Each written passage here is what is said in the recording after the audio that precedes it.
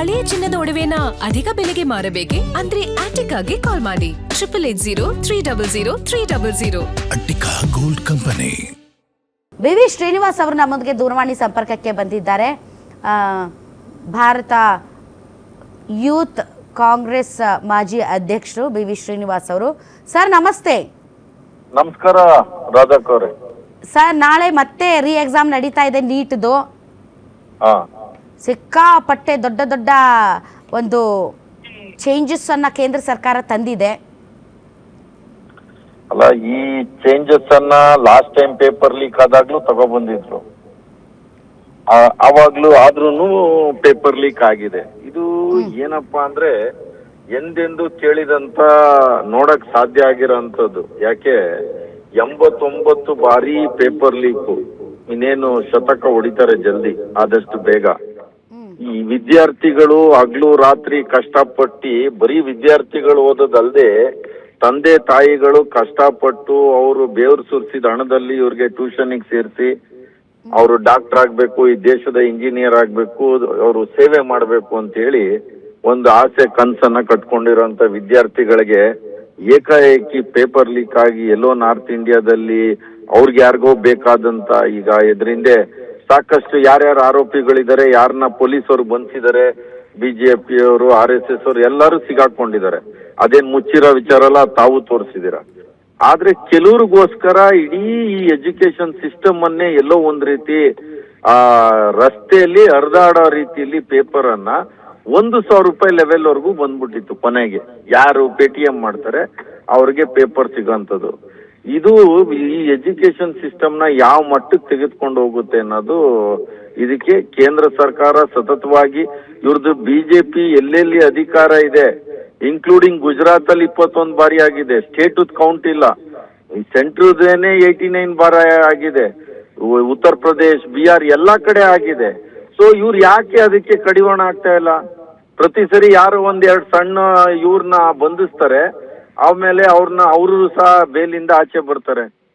ಅದಕ್ಕೆ ಯಾಕೆ ಒಂದು ಕಾನೂನನ್ನೇ ತರಬಾರ್ದು? ಒಂದು ಆ ಕಾನೂನಿಗೆ ತಗೊಬಂದಾಗ ಎಲ್ಲೋ ಒಂದ್ ರೀತಿ ಎದುರುತ್ತಾರೆ. ಸೊ ಈ ಸರ್ಕಾರಕ್ಕೆ ಯಾಕೆ ಅದನ್ನ ಏನೂ ಮಾಡ್ತಾ ಇಲ್ಲ ಅಂದ್ರೆ, ಎಲ್ಲೋ ಒಂದ್ ರೀತಿ ಅವರ ಸಹಪಾಠಿಗಳು ನೇರವಾಗಿ ಪರೋಕ್ಷವಾಗಿ ಈ ಪೇಪರ್ ಲೀಕ್ ಅಲ್ಲಿ ಇನ್ವಾಲ್ವ್ ಆಗಿರೋದು ಕ್ಲಿಯರ್ ಆಗಿ ಕಾಣ್ತಾ ಇದೆ. ಮೊದಲನೇದು ಏನಪ್ಪಾ ದುಃಖ ಅಂದ್ರೆ, ಆ ಪ್ರಧಾನ ಪೇಪರ್ ಲೀಕ್ ಪ್ರಧಾನ್ಗೆ ಇನ್ನೂ ಸಹ ಅವನ್ನ ರಾಜೀನಾಮೆ ಪಡ್ಕೊಳಕ್ ಇವ್ರ ಕೈಲಿ ಆಗ್ತಾ ಇಲ್ಲ. ಈ ಅಲಿಬಾಬಾ ಅಂಡ್ 40 ಥೀವ್ಸ್ ಏನಿತ್ತು ಆ ತರ ಈ ಕೇಂದ್ರ ಸರ್ಕಾರ ನಡೀತಾ ಇದೆ.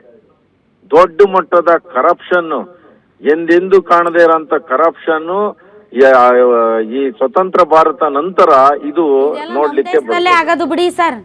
ಇವೆಲ್ಲ ನಮ್ ದೇಶದಲ್ಲೇ ಆಗೋದು.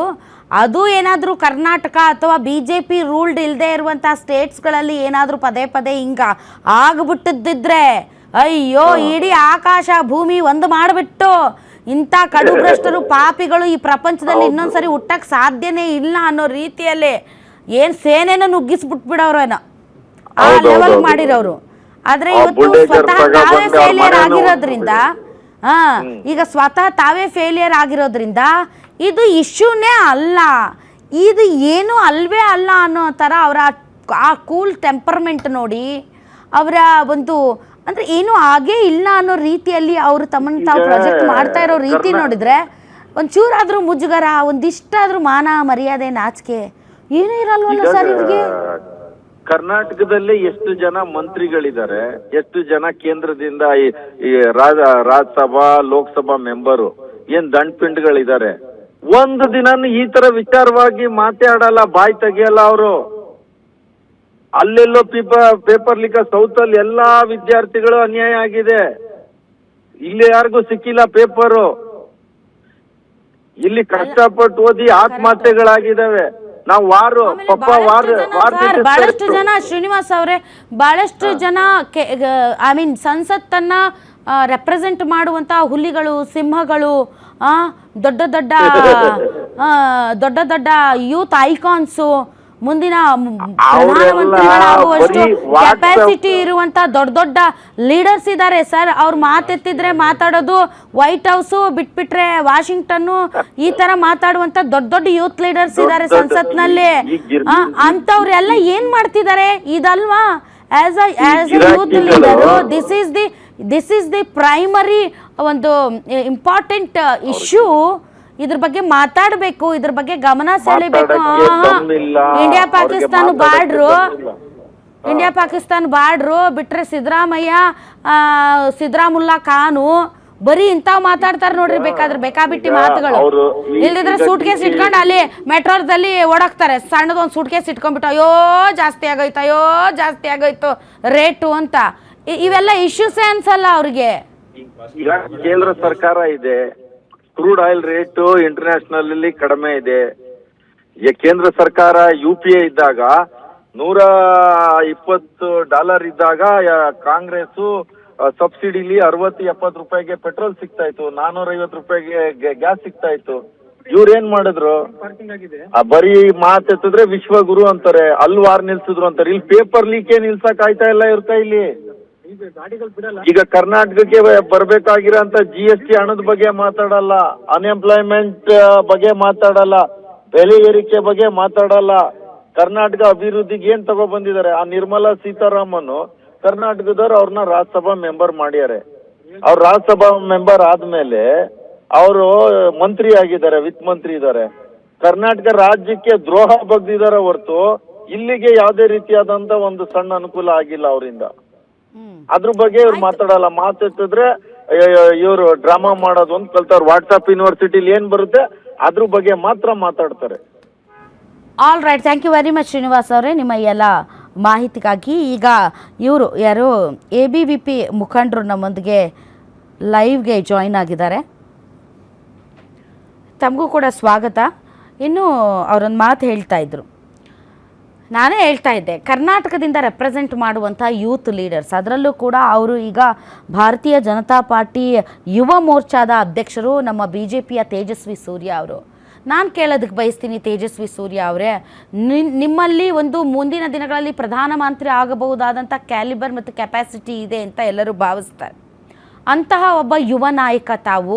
ಮೆಟ್ರೋ ಫೇರ್ ಜಾಸ್ತಿ ಆಯ್ತಂತ ಓಲ್ಡ್ ಟ್ರಂಕ್ ಇಟ್ಕೊಂಡು ಒಂದು ಸುಟ್ಕೇಸ್ ಇಟ್ಕೊಂಡು ಓಡಾಡಿದ್ರಿ. ಇವತ್ತು ಇಷ್ಟು ದೊಡ್ಡ ಸ್ಕ್ಯಾಮ್ ಆಗಿದೆ.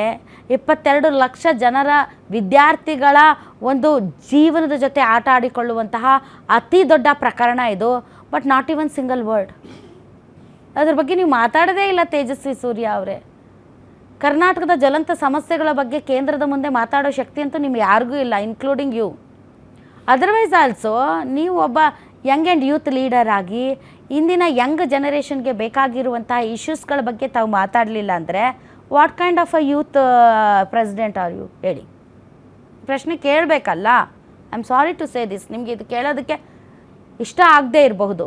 ಬಟ್ ಆ್ಯಸ್ ಅ ಯುವ ಮೋರ್ಚಾದ ಅಧ್ಯಕ್ಷರಾಗಿ ತಾವು ಈ ದೇಶದ ಯುವಕರು ಯುವತಿಯರು ಏನು ಫೇಸ್ ಮಾಡ್ತಾ ಇದ್ದಾರೆ ಸಮಸ್ಯೆಗಳು, ಅದ್ರ ಬಗ್ಗೆ ಮಾತಾಡಬೇಕಲ್ಲ ನೀವು, ಇರ್ರೆಸ್ಪೆಕ್ಟಿವ್ ಆಫ್ ಪಾರ್ಟೀಸ್. ABVP ಮಾತಾಡ್ತಾ ಇದೆ, ವಿದ್ಯಾರ್ಥಿ ಘಟಕ ABVP ಹೇಳ್ತಾ ಇದೆ ಇದು ತಪ್ಪು, ನಾವು ಆಗ್ರಹಿಸ್ತೀವಿ ಧರ್ಮೇಂದ್ರ ಪ್ರಧಾನ್ ರಾಜೀನಾಮೆ ಕೊಡಬೇಕು ಅಂತ. ಬಟ್ ಸರ್ಕಾರದ ಭಾಗವಾಗಿರುವಂಥ ಯೂತ್ ಪ್ರೆಸಿಡೆಂಟ್ ನೀವು ಏನೂ ಮಾತಾಡಲ್ಲ. ನೀವು ಅದೇ ಏನಾದರೂ ಕಾಂಗ್ರೆಸ್ನ ಟಾರ್ಗೆಟ್ ಮಾಡಬೇಕು, ಕಾಂಗ್ರೆಸ್ನ ನಾಯಕರನ್ನ ಬೈಬೇಕು ಅಂದರೆ ಊರಿಗೆ ಮುಂಚೆ ಬಂದು ಬೈತೀರಾ.